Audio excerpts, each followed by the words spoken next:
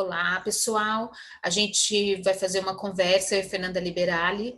Essa conversa hoje é parte da proposta da Cultural Praxis, da revista Cultural Praxis, em que diferentes estudiosos de teoria da atividade socio-histórico-cultural podem falar um pouco sobre seus trabalhos e o que vem desenvolvendo ao longo do tempo. Please wait a minute, like 10 or 15 minutes, and we'll switch to English, ok?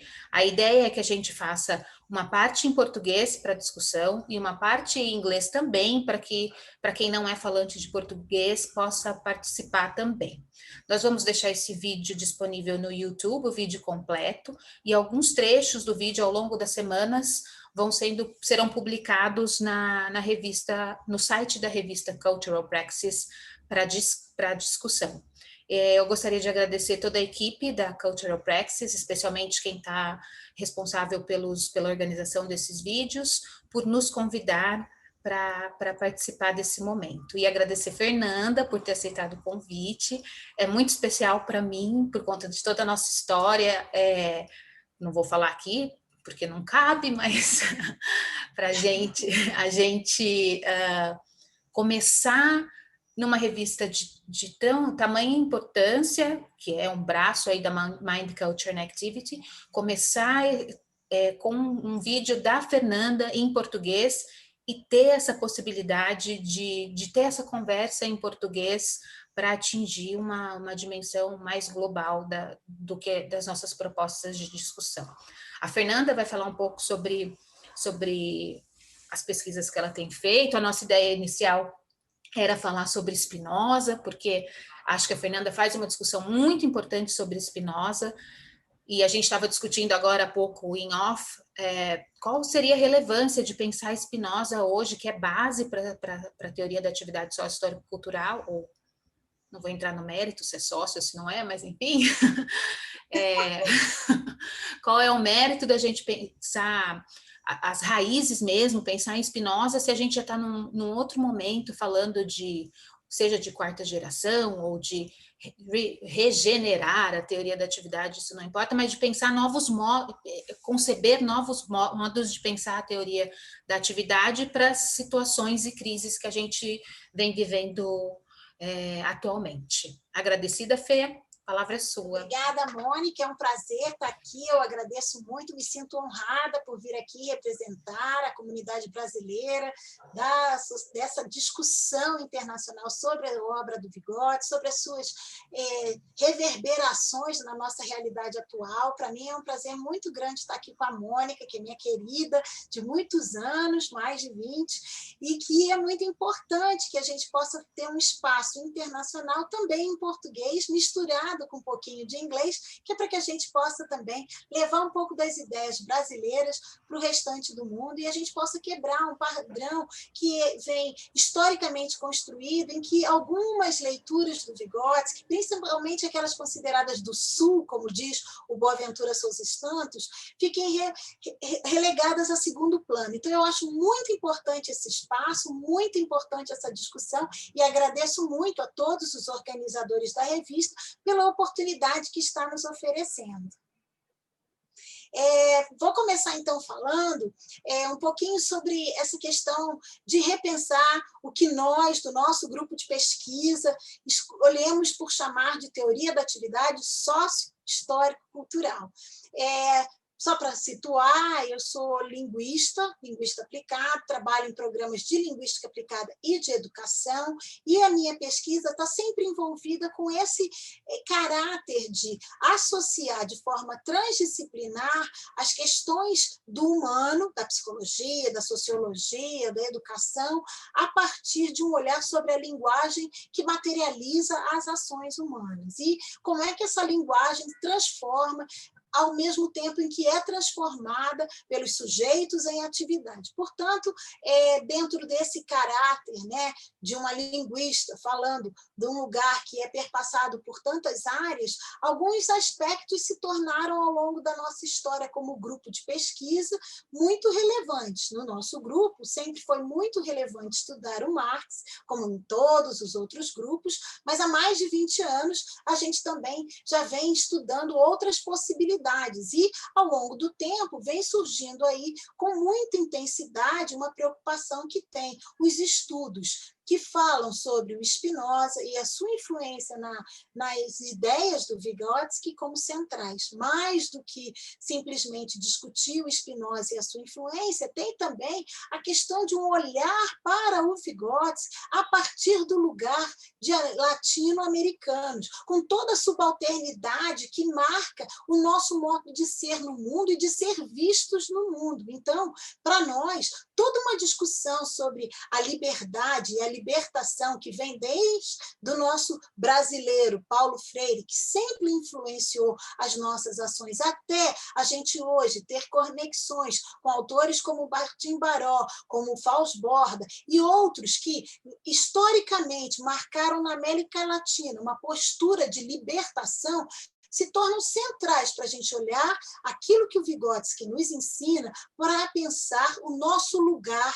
como latino-americanos, como pessoas que estão numa luta frequente, não só contra as injustiças colocadas por um capitalismo feroz, mas também por aquelas que nos marcam como colonizados, porque, embora a gente tenha deixado de ser colônia há muito tempo, a colonialidade nunca nos deixou, e essa colonialidade marca as nossas interações, marca nosso modo de ser e, principalmente, naquilo que me interessa muito, marca o modo como nós pensamos a sala de aula, a educação, a escola, os espaços e a linguagem que se materializa nesse lugar. Então, nesse lugar de colonizados em processo de decolonialidade, é que a gente se propõe a olhar hoje para essa teoria, para essa perspectiva vigotskiana, para pensar uma nova possibilidade de conceber a nossa vida. Não é só a nossa pesquisa, é a nossa vida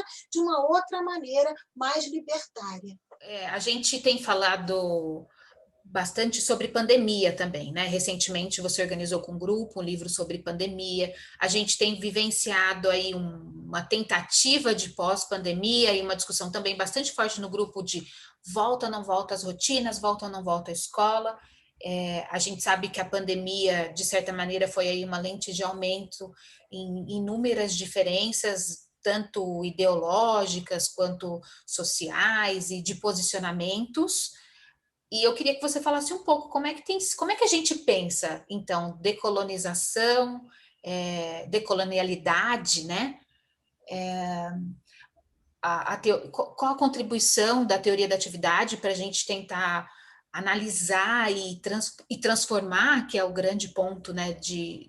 É o que a gente quer, né? Eu lembro quando eu comecei a estudar com você, 20 tantos anos atrás, o que me chamou a atenção era a gente só quer mudar o mundo, né? Era isso que me levou para o grupo. A gente só quer transformar o mundo. Era isso que a gente falava e é isso que a gente trabalha no grupo. E como é que a gente transforma? Como é que a gente discute num momento tão complexo e com essa lente de aumento ampliando tantas outras questões que há pouco tempo atrás pareciam que não resolvidas, mas pelo menos amenizadas. Então, Mônica, uma das coisas bastante importantes é a gente entender que a pandemia é um problema, né, global e que afetou a vida de todo mundo.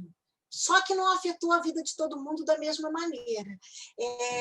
Quando a gente ouviu o Mbembe, que é um escritor, pesquisador africano, falando sobre a necropolítica e dizendo que há uma política no mundo, principalmente dos países que estão no sul do hemisfério, que mostram que alguns têm direito à vida e outros vão estar colocados como fadados à morte, ou que alguns que têm poder vão decidir quem são esses que têm direito à vida e quem são aqueles que não têm direito à vida, aqueles que têm direito à vida, que tipo de vida vão ter, a gente começa a perceber que isso, durante a pandemia, tomou proporções inacreditáveis. A gente hoje, no Brasil, pensando nas comunidades empobrecidas, a gente pode ver que algumas não tiveram acesso nem à alimentação, nem à casa, muito menos a um emprego e ainda menos ainda muito menos a educação.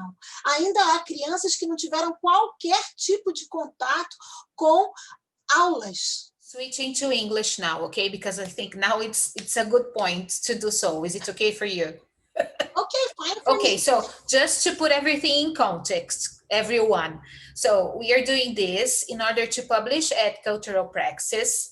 The longer version of the video will be available at YouTube channel of the Cultural Praxis journal, and slips or pills of the video will be published in the Cultural Praxis video sections area, in which everybody can discuss and comment about it. We are doing it in Portuguese so that Portuguese speakers can talk about it and discuss it freely, and also in English so that English speakers can also contribute with their questions. Fernanda has been talking about, we started my concern, or not my idea was to talk about Spinoza, and Fernanda started talking about it, and then but Fernanda came up with another very important point, which is decolonization or decolonizing research, and she has been bringing some authors that are related to that. So, and now we reached the point about necropolitics, or we can also talk about necroeducation. So and we have been, Fernanda just talked about starvation, homeless people, lack of education, and specifically in Brazil.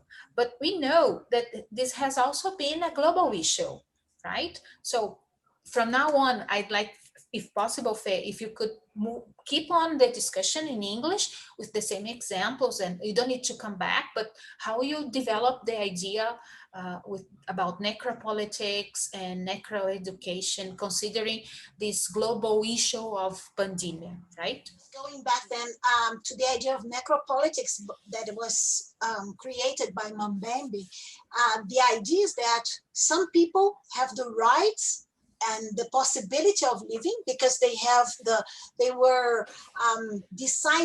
was decided that they were entitled to live and to have a good life, while others are considered disposable. They can be left behind, or they can simply die because they are not important enough, and we have other issues that are more important. So this idea that some people have life and they will be they have a full life and others should just be disposable, this idea is very concrete in what we see in the politics in our country and in other countries in the world, where the pandemic, for example, was treated as just as a little, a little flu or something that is not really essentially a problem that demands from the government attention to all the population and not just for some. Here in Brazil,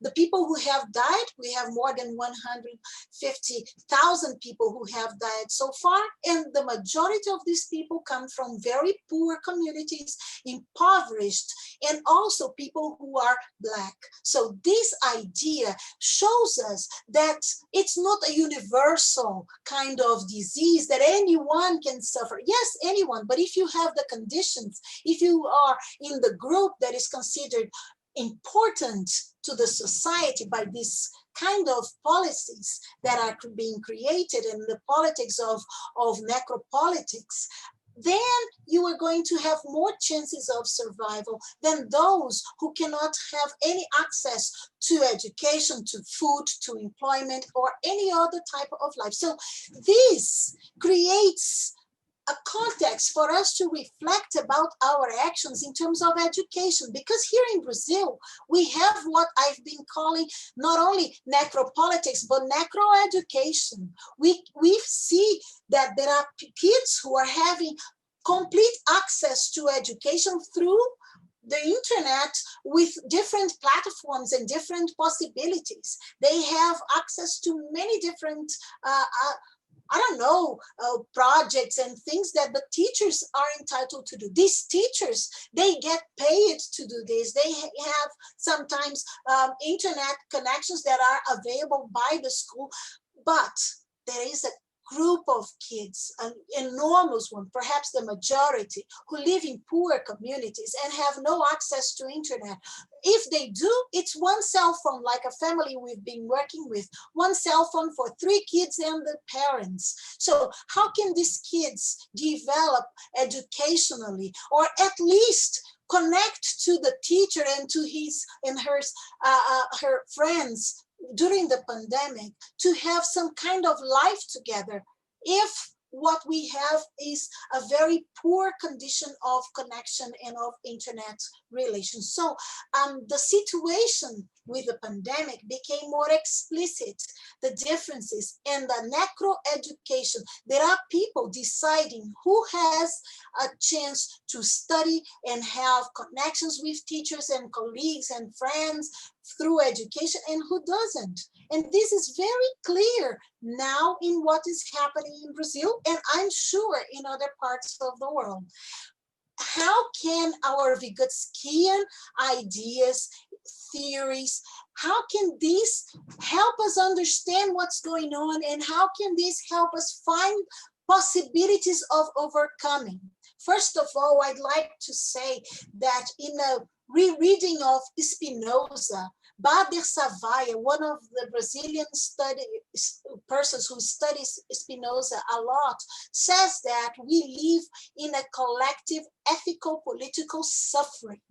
And in a Spinozian way, she says that we need to be together, like Spinoza used to say, so that our power to exist and to resist in existence can be increased. Because when we are together, when we create connections, when we have good encounters, we increase our potential of acting, of thinking, of feeling, of being in the world. And this idea of Spinoza is essential for us to understand the power of development as a collectivity, as an ensemble. So what we've been seeing in Brazil is how this collectivity, this has created ways to overcome this oppressive moment of the pandemic by creating what Paulo Freire, in a liberation perspective, talks about the viable unheard of.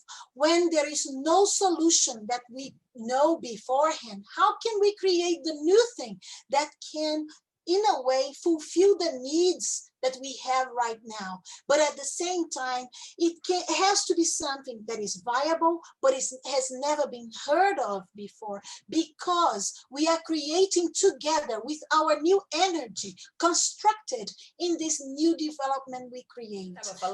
Estava falando sobre o conatos, o conceito de conatos em Spinoza, e o conceito de inédito viável do Paulo Freire.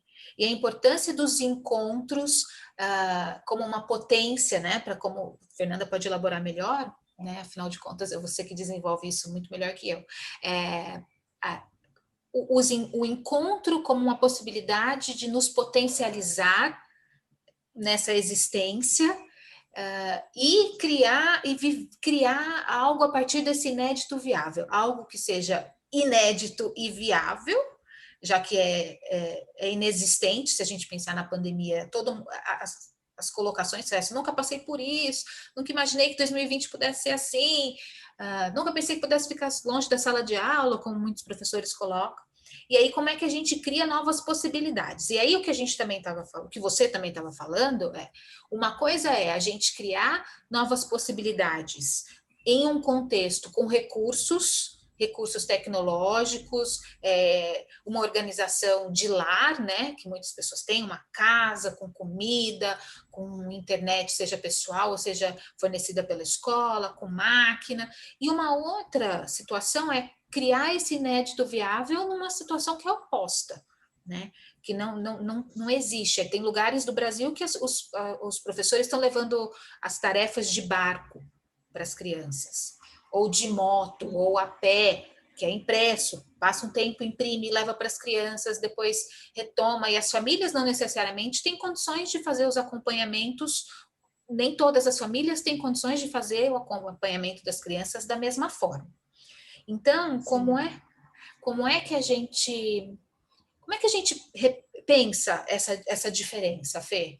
Como a gente está falando em encontro, a potência do encontro, né, dos encontros alegres, né, como conatos, e quando a gente não pode encontrar? Acompanhando os meus orientandos que estão em diferentes contextos, eu vejo as ações que são realizadas para que a gente possa gerar um encontro que é potente. Então, tem uma aluna nossa que é diretora de um SEI e de uma escola de EMF, que aqui é Fundamental 1 e 2.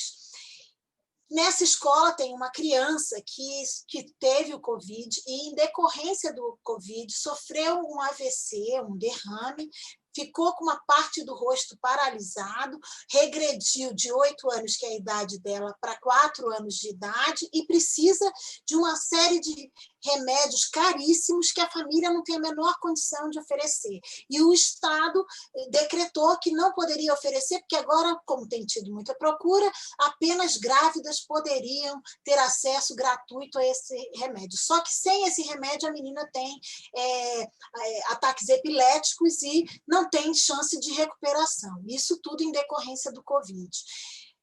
Essa diretora, que é a nossa aluna, trouxe para o nosso grupo esse caso. Então, aí vem o momento do desespero. Estamos na situação de angústia e de opressão. Que ação tomamos? Como grupo, nos encontramos. E ninguém sabe o que fazer frente a isso, a não ser chorar.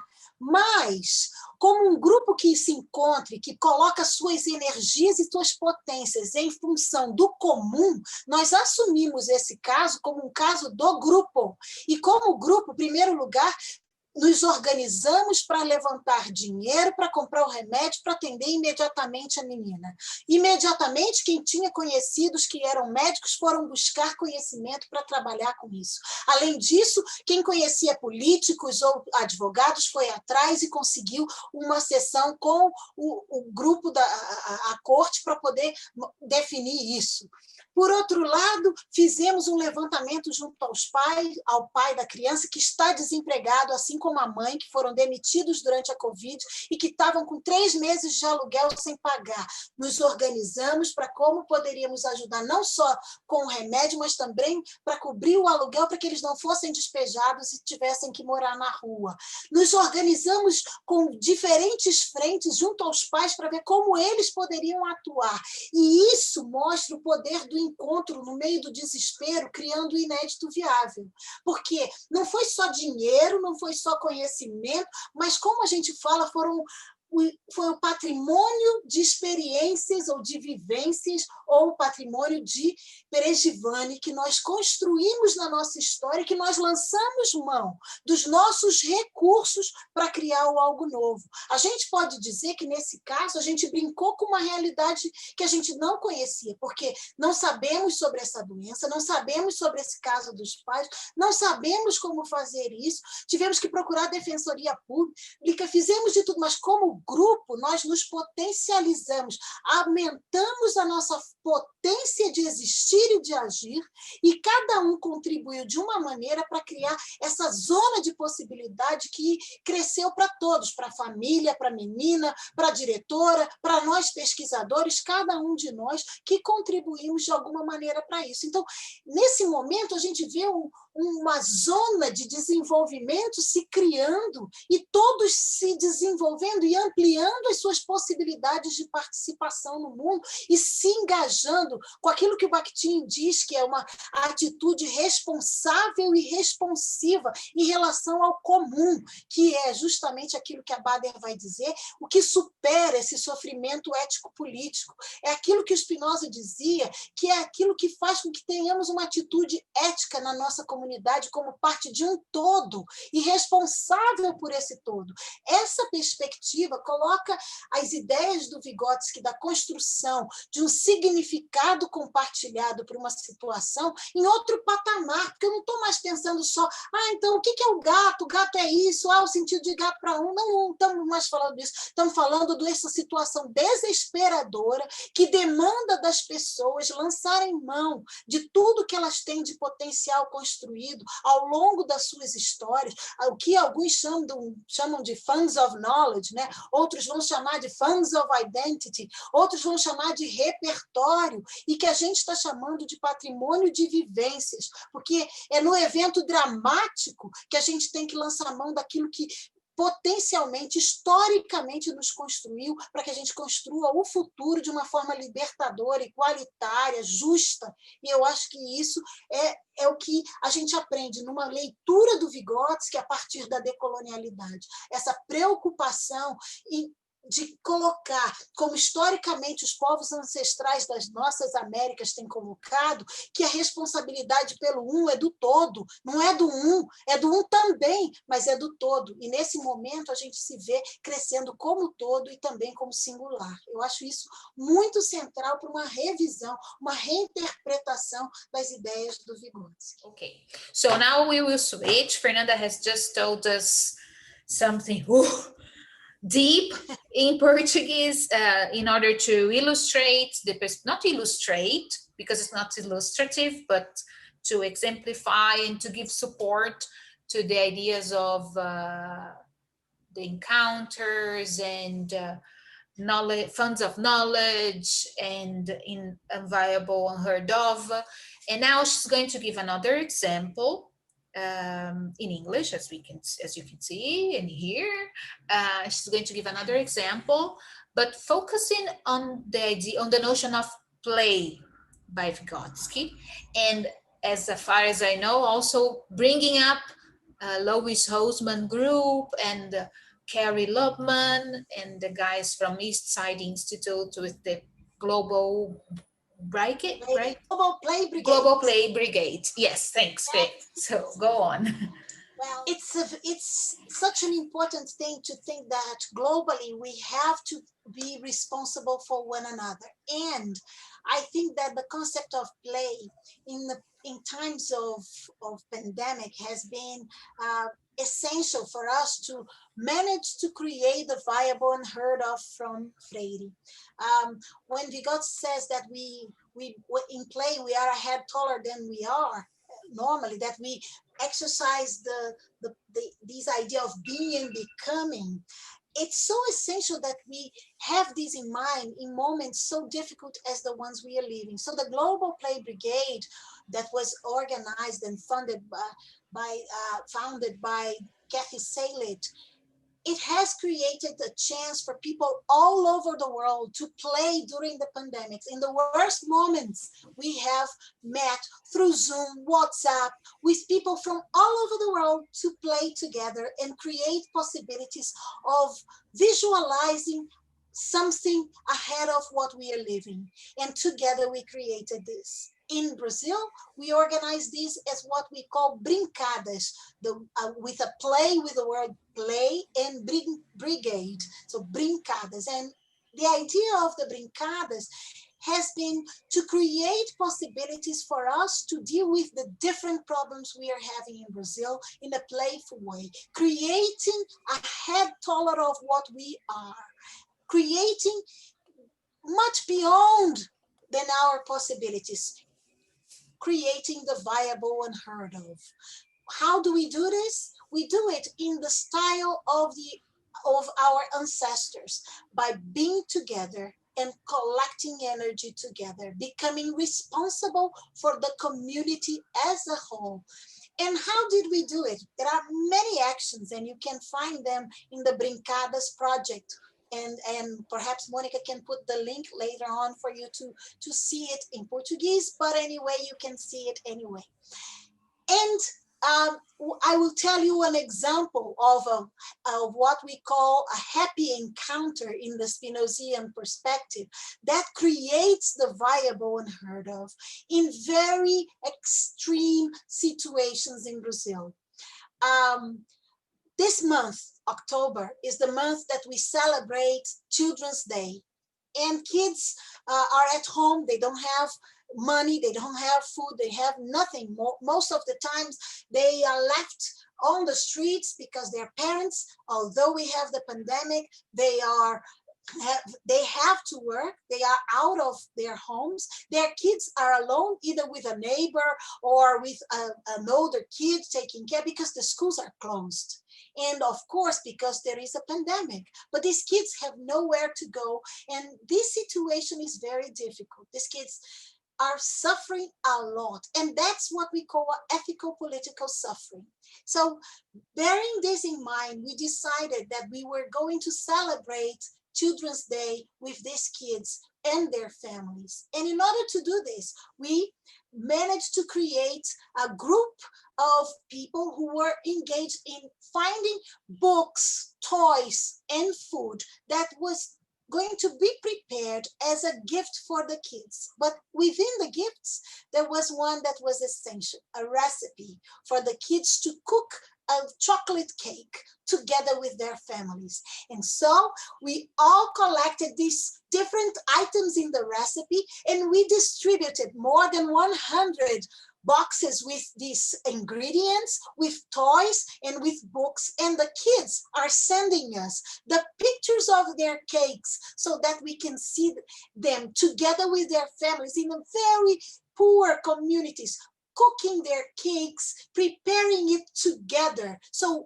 we created together with these families moments of happy encounters where the pandemic was for a little while forgotten, so that they could create something else. They could be kids again. They could experience with cooking something that is delicious, not only necessary, but something that is desirable, like a chocolate cake. And these kids, they are creating the viable unheard, creating some possibilities of being together with us, because every time we check the pictures of these kids doing this, every time we know of how happy they were together creating this in their homes, we also increase our potential of being, our caneiras, and we go beyond our limitations. So we are, through playing with this cooking a cake, we are creating the viable unheard of. We are creating possibilities of development. We are creating possibilities of living beyond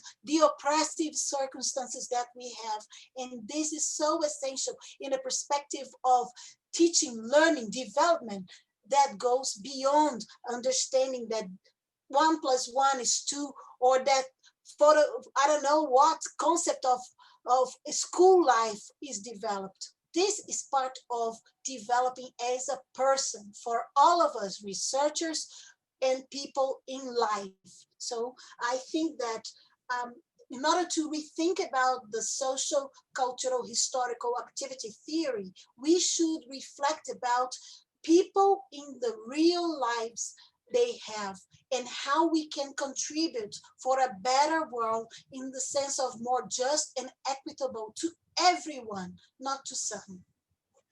We are approaching the end. Do you have any final words in English for our English-speaking audience? Yes, sure, I do.